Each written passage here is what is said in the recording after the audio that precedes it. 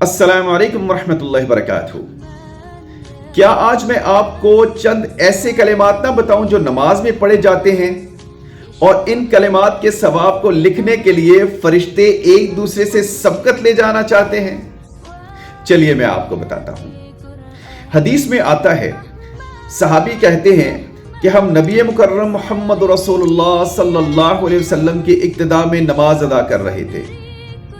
नबी अलैहिस्सलाम जब रकू से उठे तो आपने फरमाया समी अल्लाहु लिमन हमिदा। तो पीछे एक शख्स ने कहा रब्बना वलकल हम्द हम्दन कसीरन तय्यबन मुबारकन फी। ऐ हमारे रब, और तेरे लिए ही हम्दो सना है, बहुत ज्यादा पाक और मुबारक।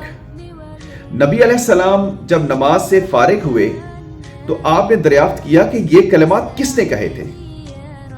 उस शख्स ने कहा, या रसूलुल्लाह सल्लल्लाहु अलैहि वसल्लम, ये कलिमात मैंने कहे थे। तो नबी अलैहिस्सलाम ने फरमाया कि मैंने देखा कि इन कलिमात को लिखने के लिए 30 से ज्यादा फरिश्ते एक दूसरे से सबकत ले जाना चाहते थे।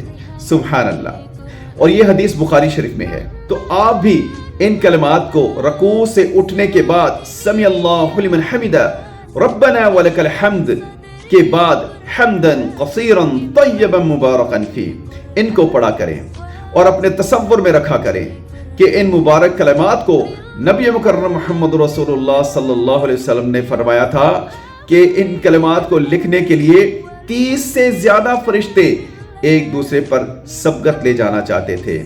इस किस्म की दुआएं याद करें।